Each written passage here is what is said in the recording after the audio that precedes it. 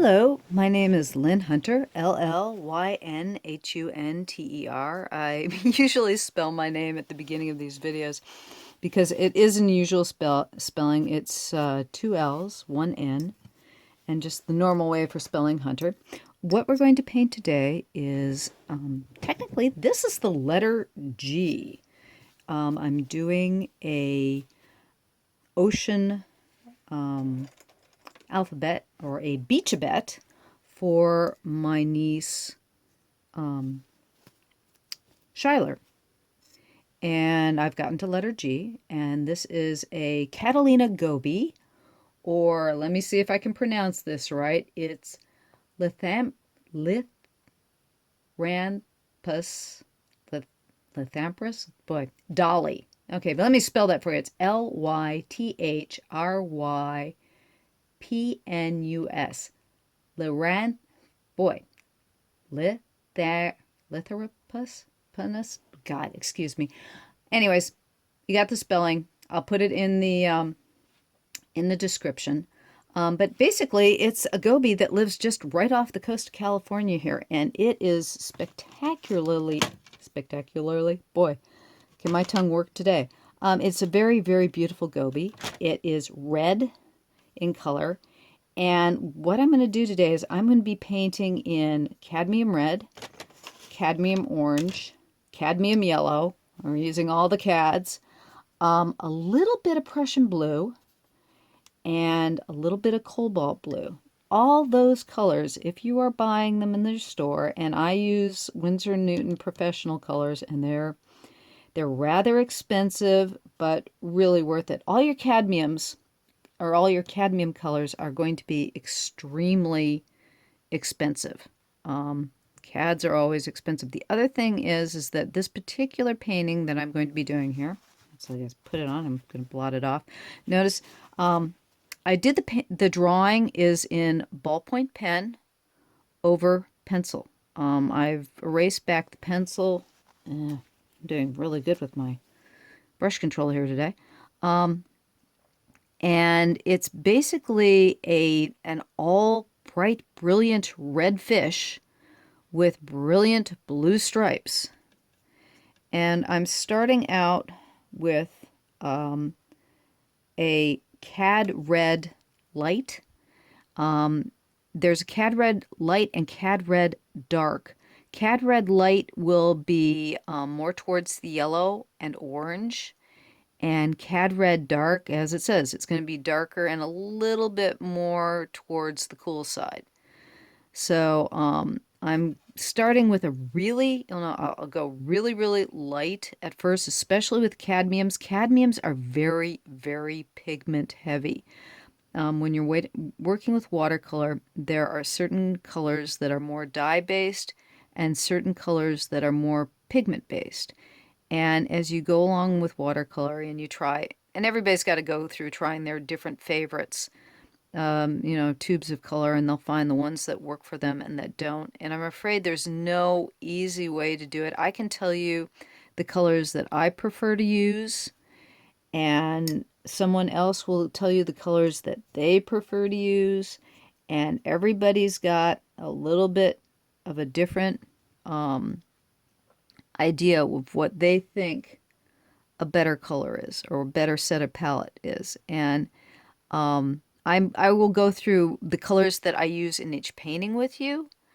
But my best suggestion is if you are going to work in a watercolor, you get a basic set of watercolors that isn't terribly expensive. Believe it or not, Crayola Peacock.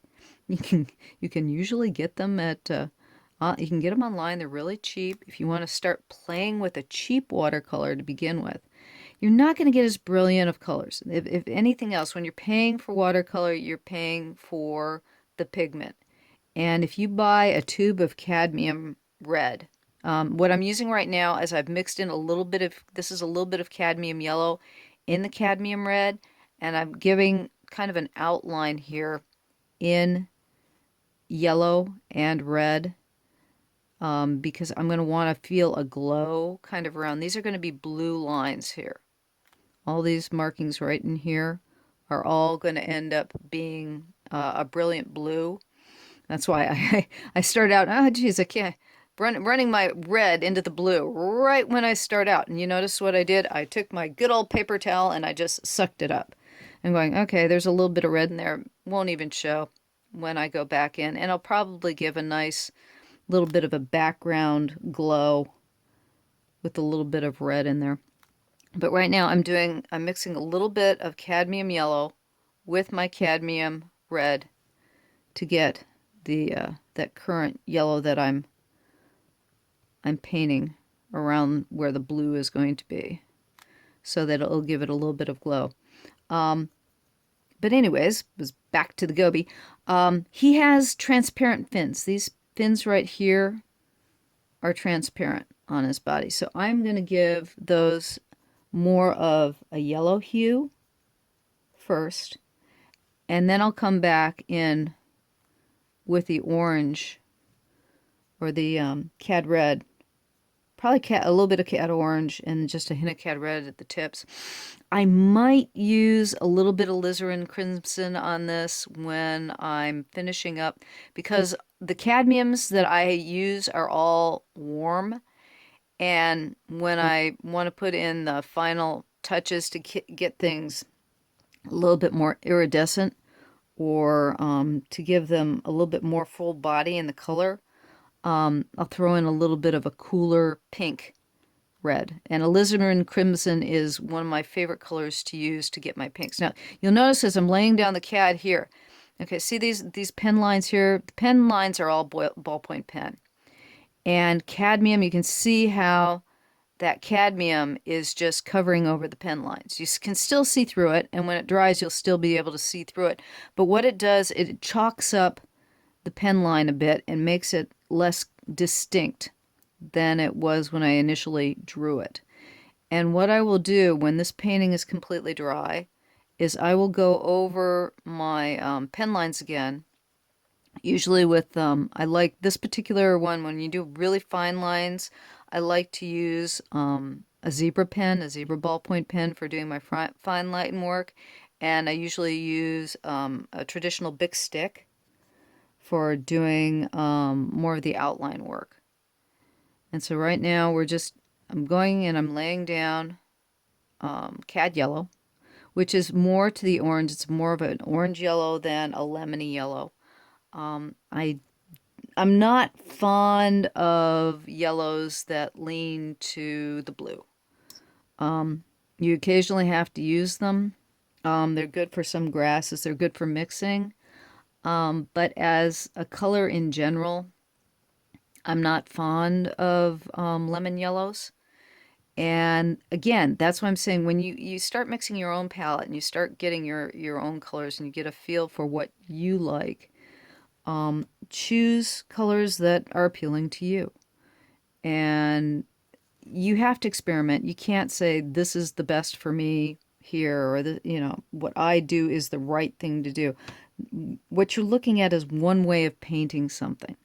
Now what I'm doing here, I'm using the cadmium yellow as a little bit of an undercoating around the edges to hopefully give it a glow. I'm going to put the darker red towards the center, primarily because the fish itself is an outrageously red-orange, and it's primarily that color when you've got a camera light on it. The thing is that with most fish, if you see them in aquariums, they will have lights on them. If you see them photographed on the internet, they've been photographed with a light. If you actually do any scuba diving, you'll find that when you go scuba diving itself, most fish lose their color as you go deeper into the water. It's just what happens with light in general. As you go down deeper, the light filters out. So a lot of the really pretty fish lose their color. They're not as brilliant as they seem when they're photographed. So if you see one of these little fish in an aquarium, he'll look amazing, because most aquariums, they'll give you, really great light. And this guy's a little guy. He's a small fish, or she's a small fish. Actually, from what I understand, I just read up on them. They're hermaphroditic, and that is a giant word for they can change sex at will. So this particular fish, if it needs to have a female for mating, it'll go male, and if it needs to be a male, it'll go male, and if it wants to be female, it will go female. So that, if there aren't a lot of gobies of its kind in the area, we don't care. We can change our sex at will, which is kind of an interesting characteristic of some fish. And as you can see right now, I'm using, this is the cadmium red, and I'm going various weights of water. And what I'll do is I'll add water. See, it's very, you can see where when it's starting to dry, sorry, it will do what I call foxing or puddling. As it, you've got a puddle of water here. I've created a little puddle of water. And as it dries, it'll start leaving patches of pigment. So as I start getting down here, the one cool thing about watercolor is that it does dry extremely fast. It's like by the time you can see this area here is already dry, whereas here you can see it's still a bit damp. And as I continue to paint down the fish, various parts of it, as it's starting to get dry, you can see right in here, pussycat hair. You can see is right in here. There are little like speckles of color that are starting to conglomerate together, and that's in the nature of a heavier pigmented color like cadmium. Ultramarine will do the same thing. Cobalt blue, same thing. So the thing is that they're more pigment based colors. They last longer. They're less light fugitive. So if you leave them in an area where there's more ultraviolet light, they're still less likely to fade. And that's why they're so expensive. The types of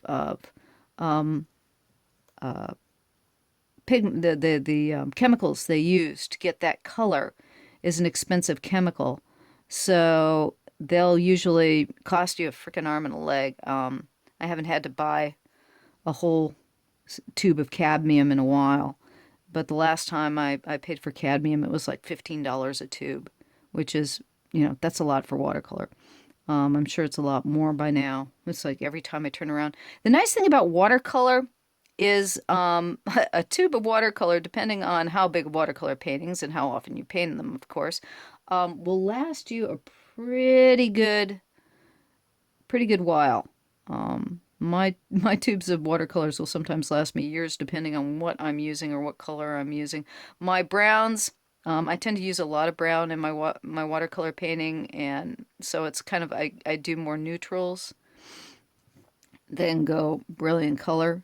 So my browns and Payne's Gray, I'm always buying a new tube of Payne's Gray, and burnt sienna are probably the two colors I use the most. Okay, so we've got our basic fish laid in here.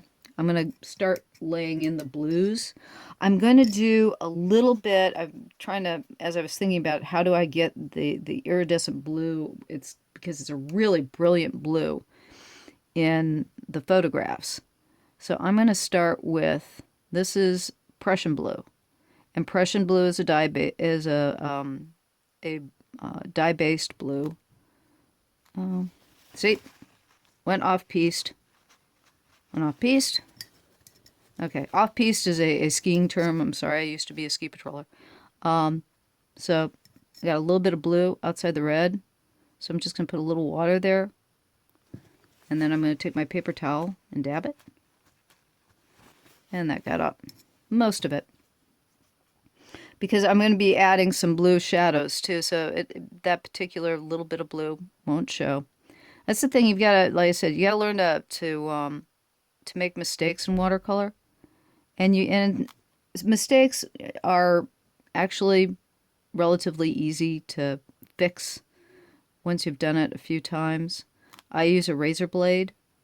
You can actually take your watercolor, if you really screw up, you can take the just about any color away by scraping it away with a razor blade and taking it down to the paper very carefully, and then you can pull it back. And usually, if it's good watercolor paper, you can paint right over the paper after you scrape it down with a razor blade, and then erase over it with a kneaded eraser and a latex eraser, and that will usually clean up your mistakes.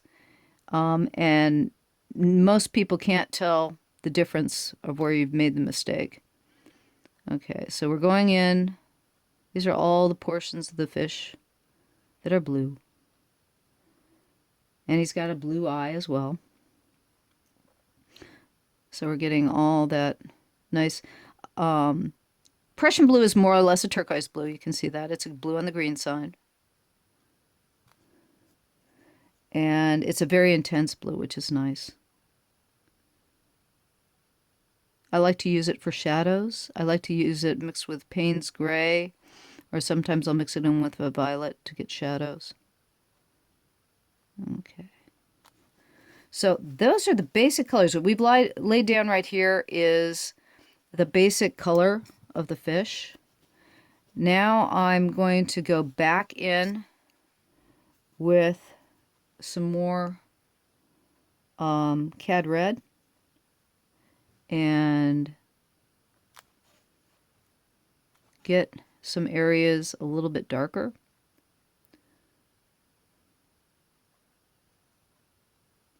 And you'll notice it's like right now I'm laying in a much heavier coating of the Cad, and it's really, you can feel the thickness that I'm laying down. It's like not only is it darker, it's heavier, and you can see that the drawing that I initially laid down is getting covered by the paint. You can still see those lines through the paint, but it's definitely getting heavier. And let's see here, going over the top. Now you'll note I've occasionally skipped like over the line or skipped into the line, and I'm not real worried about that because with all of my painting, I'm not perfect. I am really not perfect when it comes to my control. So the nice thing about the technique I use is when I go over the pen lines again when I'm done, not only does it darken up the lines that have been covered over by the pigment, it also I can thicken up the lines so that I can hide where my brush control hasn't been the best. And you will never know that, oh, gee, I didn't have great brush control there, or I didn't, I got into the blue. You don't even know I got into the blue because I went back with the pen line and tightened up the area where my brush control was not as good. Okay, we'll put another darker line in here. Now, right now, as I'm laying down this Cad, you can see it's giving me a pretty thick edge, or a pretty sharp edge. You can see this edge right here is laying down almost like a line. So what I'm going to do with that is, after I get done laying down the thicker Cad, I'm going to let it dry a bit. I'm going to go to other portions of the painting. I still have to get some Cobalt Blue into the detailing in here, and I still have to put shadows into those fins. So what I'll do is I'm going to let the Cad sit and get a little drier. Let it get sit and dry, because what I'm going to do back is I'm going to go back and I'm going to soften up these edges after it's had a chance to dry a bit. So while it's doing its drying, and this is something that also I will do on any painting, is that I never stick to one area because with watercolor, you're always letting certain areas get drier and certain areas stay wet. And you start figuring out where the difference between wet and dry is. Okay, I'm putting in this in the center line. This is Cobalt Blue. And again, Cobalt Blue is heavy pigmented paint. And it's fun to use in skies sometimes because, like I said, with watercolor, sometimes you want that strange spiderweb foxing that it does. And Cobalt Blue is and Ultramarine do some really fun things in skies. If you take the two of them and use them together and mix them, they'll do interesting things in skies. And I'm going to do this kind of the same thing with these blue patches that I'm going to do with the red. I'm going to lay down the Cobalt Blue, let it dry a bit, and then I'll go back in with water, just straight water, and ease in the two colors together. So I'll let those sit for a few seconds.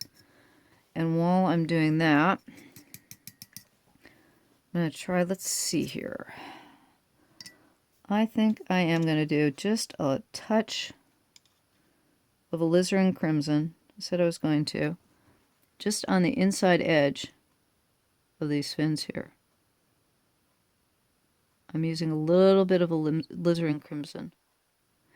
And again, the reason why I'm using Alizarin Crimson is two parts. Number one, it's a dye-based. It's more of a dye-based color. So it's a little bit more transparent, and it's also cool. And where I've got all these hot reds going on and all these hot colors going on, a little bit of coolness adds body to the overall color of the piece. So if you had nothing but the Cads in there, it would feel very, very hot. And the alizarin takes it down, even though it's another red. Because it's red that leans towards the purple, or red that leans towards the blue. It gives that little bit of glow that you wouldn't have if you stuck to, if I were adding a cadmium or another color as a shadow color here.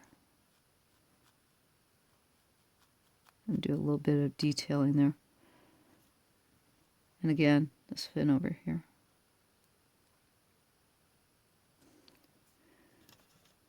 But again, I was telling you that this is a Catalina Goby, and my niece lives here in California, and my beachabet is actually primarily California beach things. A is anemone, B is barnacle. Let's see, C is crab. I used a California fiddler crab. And so we've gotten up to Goby. F was flotsam. I'm trying to think, what did I do for E? But so it's like I will be doing more of this alphabet and more of the painting techniques. And I'm throwing a little bit of alizarin in here. Okay, now I'm going to go back. I'm cleaning my brush. And when I clean the brush, it's like you dip it in the water, you rub it across. I use a paper towel. This is your straight kitchen type paper towel. And all I'm doing is sticking my brush in water and dragging it across to clean it out. And what I'm doing now is I'm dipping it in clean water. I'm dragging it, and I'm dragging it across the brush. I've dipped it in water, dragged across the brush. So there's still water in the brush, but it's not as heavy with water. And that's not heavy enough. Let's fill it all up. Okay. And I'm going to scumble that. So I'm going to lay the water down across that line. And I've let it dry a little bit longer than I probably should have for what I wanted to do. But also if I let the water that sit on there for a bit.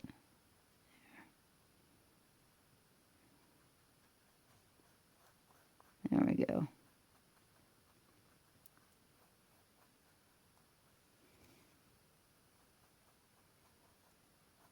Yeah.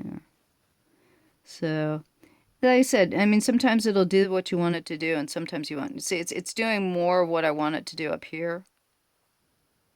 I've let it. There's enough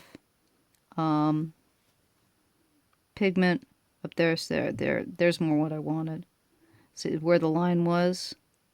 I've let the watercolor dissolve, and now there's more of a blending. Down here, I didn't probably let too much pigment, maybe let it sit a little bit too long. But now you see I let it sit while I let that whole thing, I laid a ton of water on it. And I let it sit for a few minutes. Now it's had a few seconds to dissolve. So I can go back in with my brush, and I'm just using, you can see the front tip of the brush, I'm scumbling it along the edge. And that's giving me more of a dissolved line that I wanted, rather than the straight linear, that instead of that hard edge, it's softening up the edge.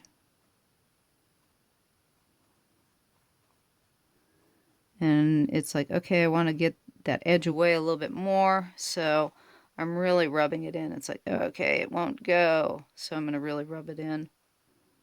Or add some more water. If it's not disappearing, just scrub it a little bit more. Or let the water sit so that it can dissolve the glue, basically the gum arabic. So if it sits there, so you can see that side, that wasn't disappearing. Now I can scumble it a little bit more. And sometimes you won't be able to get rid of the edge entirely. It's like I haven't been able to. This one just, yeah, it doesn't really want to go away. Yeah, there it's going more. But you can see it's like most of that crisp line that I had before has turned in more to a blended quality. Because I went in after I let it dry. And the other thing is that, you know, maybe you want to leave a little bit of a line there instead of blending it.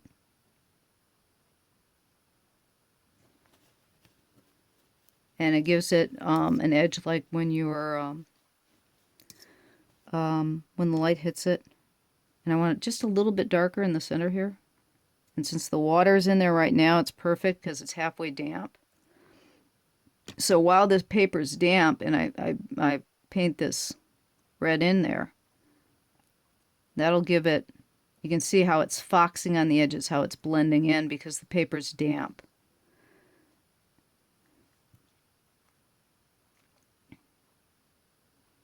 So I gave it that good intensity there.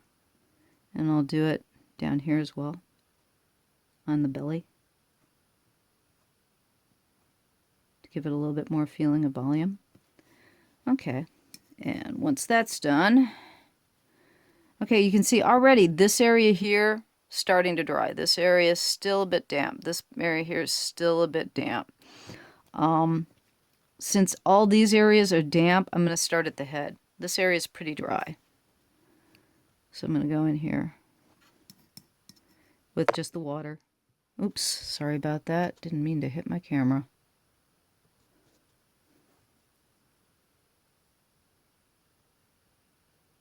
And I'm adding the water. This is just straight water. There's no paint in this brush right now. It's just water.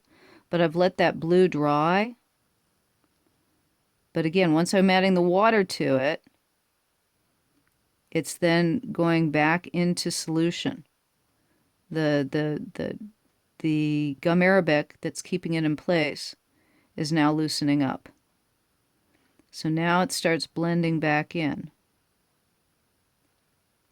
So I still get my line there, but it starts blending in. The cobalt blue is blending in a little bit with the Prussian behind it. Now I got a little bit of red in there, So I'm taking my water. Now, whenever you want to use your brush like a sponge, you fill it with water, or I fill it with water, then I take it with my paper towel and I completely remove the water from the brush. That turns it into a sponge, and then it sucks up whatever liquid is on your painting. So I just got, see, I just sucked up all the paint that was in this area.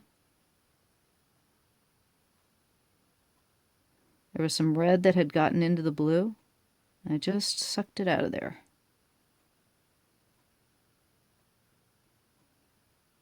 And that's another way that you can fix mistakes, is by using your brush as an actual sponge.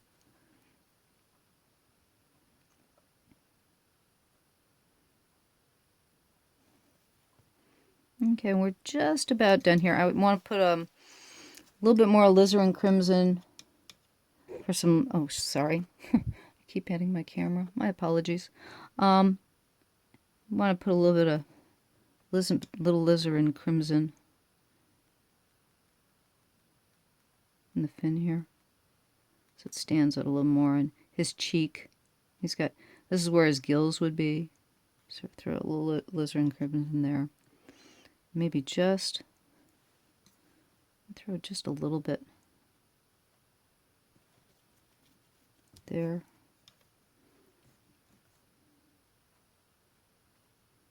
Just to give him a little more body.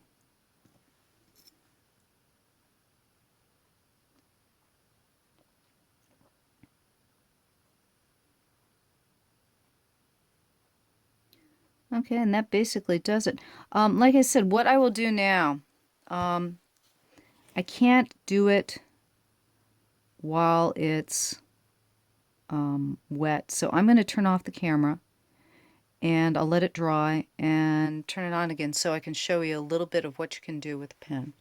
Okay, but that's the painting there, and I'm going to turn off the camera now. Okay, hi, I'm back. It's been about 10 minutes since the last I worked on this painting, primarily because it takes about that long. I mean, it doesn't take long, but it does take a little bit of time. The two pens that I'm going to be using to finish up, this is a Zebra F301. Basically, it's a fine point black pen, and the other one is your standard Bic stick. What I'm going to be doing now, I just wanted to show you what happens. There's still, especially where the cadmium was, still a little wet, but that's okay. It's a little damp. Not the end of the world. But anyways, I'm going over the lines with the fine point pen. And you can see where the cadmium has gone over, the black comes in and it just really crisps up the line.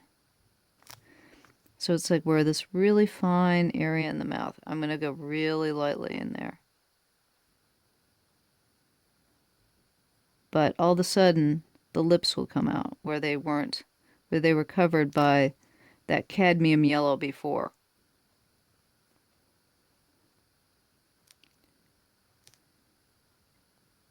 And under the chin here, and I can sharpen up that edge by going in there. Now I want some of these scales to show, so I'm going to go lightly over those with the pen and darken them up again, especially the ones towards the outside. So I'll leave some of them covered by the paint. You know, you can still see the lines in there. They're hinted at. And like right here, you can see when I go back in, I'm literally just going back over the same lines that I already had. I'm just heavying up the ink. And by heavying up the ink, everything gets crisper. Like, see, you can see right here, here's an area where the red and the blue have crossed over each other. And as I go back in with the black, all of a sudden that nice ink line makes that whole area look clean. or like right here, is it really kind of looks a little bit muddy and non-distinct. And I go back in there with the pen just cleans it all up.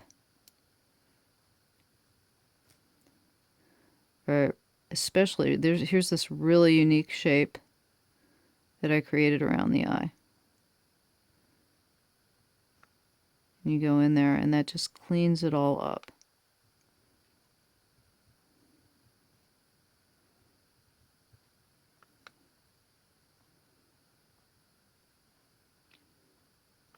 Okay, and here in this eye, this particular eye, it needed a highlight. That's why I kept that particular eye pretty open during the painting itself. Now I'm going to go in and I'm going to go and close this up a bit so that it comes out just as the highlight of the eye and the pupil is closed in black. It's got a little nostril right there. And again, I'll go around the entire outside.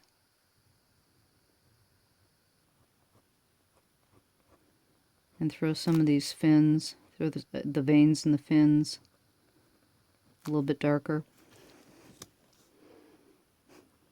It's kind of difficult because I'm not turning the...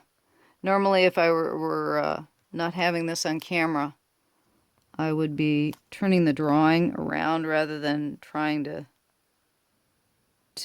contort myself in order to make the lines. But you can see as I go around, as I continue to darken everything, everything becomes a lot more brilliant because it's the color against the black of the thin line of the drawing.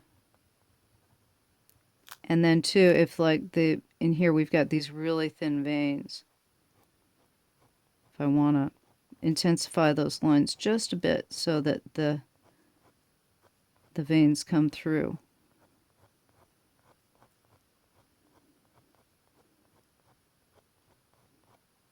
That's covering over that heavy pigment that the cad yellow laid down. All right, here by heavying up the blue line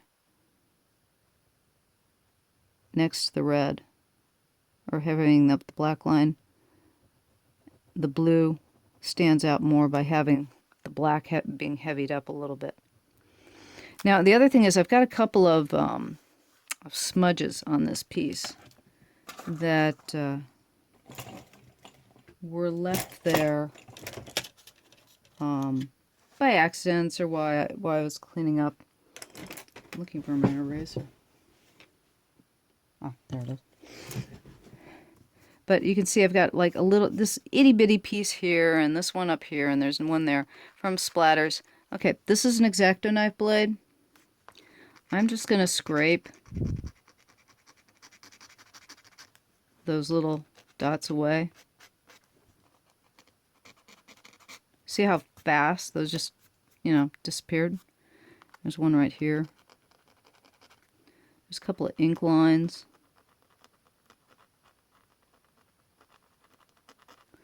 The thing is that this painting is still a little bit wet because with the cads in here, this is still a little bit damp. So the thing is that I don't want to go into those at the present, but you can do that with the painting lines as well. And basically, that is the Goby. Thank you for stopping by. If I can do anything that you'd like to see in the future, please put in the comments. Subscribe, like the video if you enjoyed what I did, and I will be posting a new painting video every week. Thank you very much for stopping by. I really appreciate it. Again, my name is Llyn Hunter, L-L-Y-N-H-U-N-T-E-R. I'm on Patreon and here at YouTube. Thank you very much for stopping by.